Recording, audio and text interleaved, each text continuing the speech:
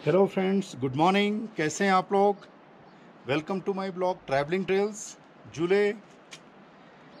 जैसा कि आप लोगों को पता है कि आज हमारा लद्दाख में तीसरा दिन है और आज इस थर्ड डे में हम लोग काफ़ी जगह जाएंगे।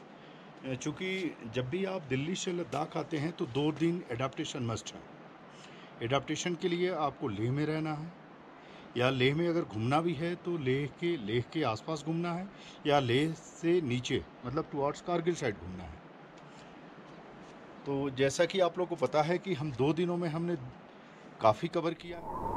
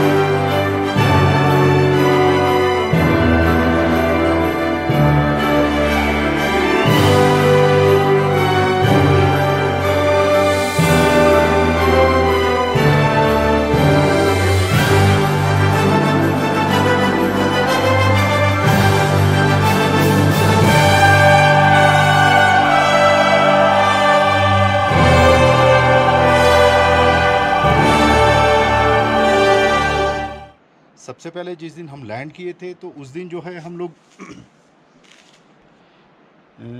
लेह मार्केट गए थे, लेह पैलेस और शांति स्तूपा।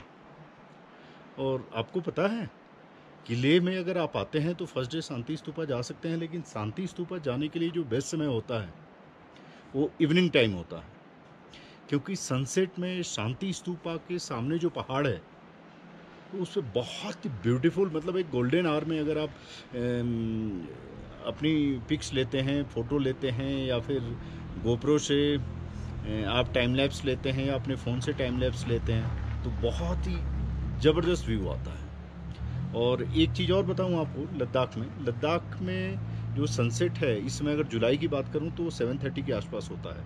तो डोंट वरी, आप जो है पहले जाने की ज़रूरत नहीं है शांति स्तूपा पे। शांति स्तूपा बेस्ट लोकेशन है, वहाँ से पूरा लद्दाख दिखता है। तो वहाँ जाने का बेस्ट समय है इवनिंग टाइम, शाम को 6 PM। और वहाँ पे जाइए, कम से कम 2 घंटे ज़रूर रुकिए, घूमिए पूरा आसपास का एरिया। और हाँ, एक चीज़ और, ऊपर बहुत तेज़ हवा चलती है तो आप अपने एक साथ कोई फुल कपड़े ज़रूर ले जाएं। तो ये तो हो गई शांति स्तूपा की बात।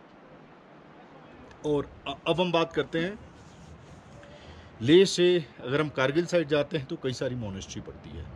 उसमें सबसे जो मूनलैंड मोनेस्ट्री के नाम से जाना जाता है वो लामा यूरू मोनेस्ट्री है। लेह से अगर हम बात करें तो लगभग 120 किलोमीटर दूर टुवर्ड्स कारगिल साइड रोड बहुत ही अच्छा है।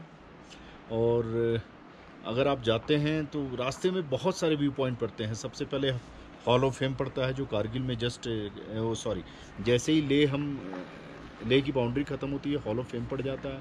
हॉल ऑफ फेम के बाद आपका मैग्नेटिक हिल है। मैग्नेटिक हिल के बाद आपका इंडो जस्कर कॉन्फ्लुएंस है जो नीमू गांव के आसपास है। इंडो जस्कर कॉन्फ्लुएंस में एक चीज़ है, जस्कर में राफ्टिंग होती है। तो कल हम लोग गए थे तो कल हमने राफ्टिंग नहीं की थी और इंडो जस्कर पास करके हम आगे मोनेस्ट्री चले गए थे। तो सबसे पहले हम लामा यूरू मोनेस्ट्री गए। लामा यूरू मोनेस्ट्री बहुत अच्छी मोनेस्ट्री है, वहाँ पिक्स बहुत अच्छे आते हैं, लैंडस्केप थोड़ा डिफरेंट है। तो इसलिए वहाँ पे अगर आप मोनेस्ट्री में पिक लेते हैं तो ऊपर पिक लेने के साथ साथ नीचे ज़रूर पिक लीजिए, क्योंकि जिसमें मोनेस्ट्री का पूरा एरिया कवर होता है तो वहाँ से बहुत ही सुंदर व्यू आता है, एक मूनलैंड फॉर्म में आता है। तो एक तो हो गया लामा यूरू। लामा यूरू मोनेस्ट्री भी बहुत पुराना मोनेस्ट्री है, लगभग 1100 साल 1200 साल पुराना मोनेस्ट्री है, लगभग 1000 के आसपास से पहले का। और लामा यूरू के बाद हम लोग एल्चिन मोनेस्ट्री आए। एल्ची मोनेस्ट्री लामा यूरू से लगभग 50 किलोमीटर टुवर्ड्स लेह है। एल्ची मोनेस्ट्री के लिए जो रोड है, जो एक हम रिवर पार करके उस साइड जाते हैं, तो वो भी बहुत ही मेस्मराइजिंग व्यू है। जो उस पर कई सारे जो फ्लैग लगे हुए हैं, जो तिब्बतियन फ्लैग हैं, और एल्ची मोनेस्ट्री जाने के बाद, अच्छा हाँ, एक चीज़ बताऊँ आपको, आपको अगर लंच करना है तो आप लामायूरू में लंच ना करें, आपको रेकमेंड करूँगा। नहीं, एक खलसी गांव, खलसी टाउन है, वहाँ लंच करें। आप एल्ची में लंच करें। एल्ची में, एल्ची मोनेस्ट्री के पास 3-4 रेस्टोरेंट हैं। एक जंस्कर करके है, एक 2 और रेस्टोरेंट है जिसके ओनर की फ़ोटो हमारे प्रधानमंत्री साहब के साथ लगी हुई है वहाँ पे एल्ची में। तो वहाँ पे अच्छे रेस्टोरेंट हैं एल्ची में आपको लंच करने के लिए, तो लंच आप एल्ची में कर सकते हैं। एल्ची मोनेस्ट्री की ख़ास बात, अंदर तो वीडियोग्राफी फ़ोटोग्राफी अलाउ नहीं है, लेकिन मोनेस्ट्री के अंदर जो 3 टाइप्स के बुद्धा हैं और उसमें वॉल पे जो पेंटिंग बनी है, अद्भुत पेंटिंग। और एल्ची मोनेस्ट्री भी बहुत पुराना है, लगभग 1000 ईस्वी के आसपास का है, मतलब 1065। उसके बारे में एक मान्यता है कि एक मॉन्क, नाम मैं आपको डिस्क्रिप्शन में बता दूंगा, एक मॉन्क जो है वहाँ आए थे, तो वहाँ एक स्टिक उन्होंने लगाया था और उसके बाद वो नीचे टुवर्ड्स कश्मीर साइड चले गए थे बुद्धिस्ट धर्म का प्रचार करने के लिए। तो उन्होंने ये बोल के गए थे कि अगर मैं आऊँगा और यहाँ पे अगर इसमें पेड़, इसमें पत्ते आ जाएंगे, पेड़ लग जाएगा, तो यहाँ मैं मोनेस्ट्री बनाऊँगा। तो ये इतिहास है एल्ची मोनेस्ट्री का। और एल्ची मोनेस्ट्री से लगभग 12 किलोमीटर दूर लिकिर मोनेस्ट्री है। लिकिर मोनेस्ट्री आप ज़रूर जाएं, क्योंकि वहाँ का क्योंकि लिकिर मोनेस्ट्री ही most of the monastery, Alchi का हेडक्वार्टर लिकिर ही है। लिकिर में कई सारे लामाज हैं, लामाओं को पढ़ाया जाता है जो छोटे बच्चे होते हैं। उसके अलावा मोनेस्ट्री अपने आप में अद्भुत है। मैत्री बुद्धा मैग्निफिसेंट, लगभग 75 फीट ऊंचे मैत्री बुद्धा हैं, बहुत ही मैजेस्टिक व्यू है उनका लिकिर में। और लिकिर में और कई सारे वो लोग चैरिटेबल काम भी करते हैं। लिकिर मोनेस्ट्री जो है अपने आप में, वहाँ लामाओं की पढ़ाई होती है, लामाज लोगों की, बच्चों की भी पढ़ाई होती है। तो लिकिर मोनेस्ट्री आप ज़रूर जाओ। लिकिर वगैरह शाम तक आपको 6 बजे मोनेस्ट्री क्लोज हो जाती है। एक बात और बताऊं, और लामायूरू के बारे में बताऊं, 1 से 2 बजे के बीच में मोनेस्ट्री क्लोज रहती है।